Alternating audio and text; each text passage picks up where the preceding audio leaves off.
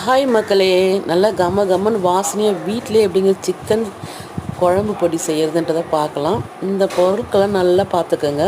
தனியா, மிளகு, ஜீரகம், சோம்பு, கடலைப்பருப்பு, உளுந்தம்பருப்பு, கொஞ்சமாக வெந்தயம். ஒரு 3 ஸ்பூன் அளவுக்கு நீங்கள் தனியா எடுத்திங்கனாக்கா 1.5 ஸ்பூன் மிளகு, 1.5 ஸ்பூன் கடலைப்பருப்பு, 1.5 ஸ்பூன் உளுந்தம்பருப்பு, 1 ஸ்பூன் ஜீரகம், 1 ஸ்பூன் சோம்பு, 1/2 ஸ்பூன் வெந்தயம். இவ்வளோ தாங்க இதுக்கு தேவையான பொருள். இந்த பொருட்கள் ஃபஸ்ட் நம்ம வறுத்து அந்த பொன்னிறமாக வதங்கிட்டே இருக்கும் போது இந்த பிரியாணி மசாலா பொருட்கள் நம்ம என்னென்ன போடுறோமோ அந்த பொருட்கள்லாம் சேர்த்துக்கலாம். ஒரு பிஞ்ச் அளவுக்கு நம்ம ஓமம் சேர்த்துக்கலாம். இது நல்லா பொரிஞ்சு வந்ததும் அடுப்பை ஆஃப் பண்ணிவிட்டு காஞ்ச கருவேப்பிலை, கொத்தமல்லி, புதினா இதெல்லாம் நம்ம சேர்த்துக்கலாம். அடுப்பை ஆஃப் பண்ணிட்டு தாங்க இதெல்லாம் சேர்க்கணும். இதை நம்ம சேர்த்துட்டு கொஞ்சமாக உப்பு, கொஞ்சமாக மஞ்சத்தூள் இதை நல்லா நம்ம போட்டு அப்படி இப்படிமா போட்டு வதக்கி ஆற வச்சு நம்ம அரைச்சி எடுத்துக்கலாம்.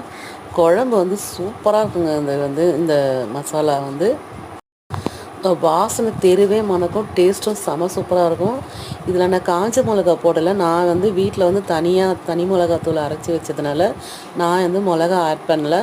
உங்களுக்கு தேவைன்னா நமக்கு காரம் நமக்கு எவ்வளோ தேவையோ அந்த அளவுக்கு நம்ம காரத்துக்கு ஏற்ற மாதிரி காஞ்ச மிளகாவும் காஷ்மீர் சில்லியும் கொஞ்சம் 2, 3 ஆட் பண்ணிக்கலாம். சூப்பராக இருக்கும்.